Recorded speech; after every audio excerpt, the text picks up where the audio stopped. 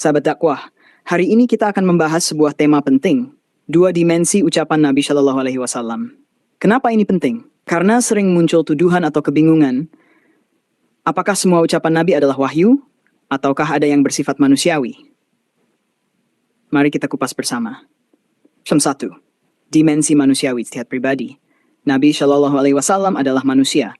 Ada kalanya beliau mengambil keputusan dengan pertimbangan manusiawi. Contohnya, Qs At-Taubah, Nabi mengizinkan orang munafik tidak ikut perang. Qs At-Tahrim, nampaknya Nabi mengharamkan sesuatu demi menyenangkan hati istrinya. Apa yang terjadi? Allah langsung meluruskan ketika ijtihad itu tidak sesuai dengan kehendaknya. Artinya, Nabi berijtihad, lalu Allah mengoreksi agar umat tidak tersesat.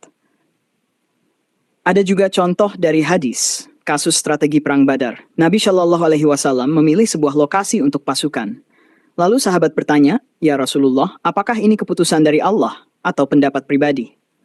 Beliau menjawab, "Ini murni dari aku." Maka sahabat memberi saran strategi lain yang lebih baik, dan Rasulullah pun menerimanya.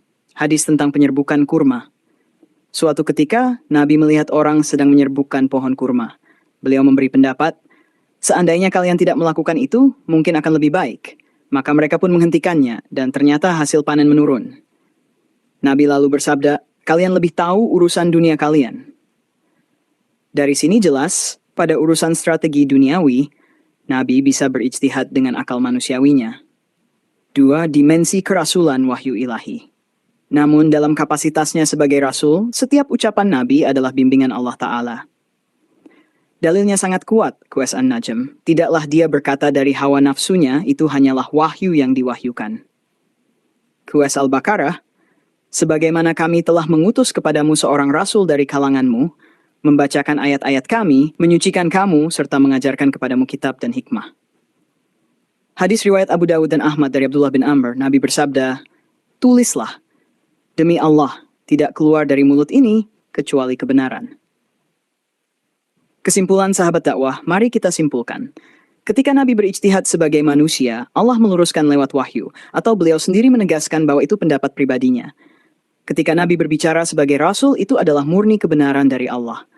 Maka jelaslah, baik Al-Quran maupun Sunnah Syahih adalah otoritatif, sama-sama pengajaran Allah, meskipun bentuknya berbeda.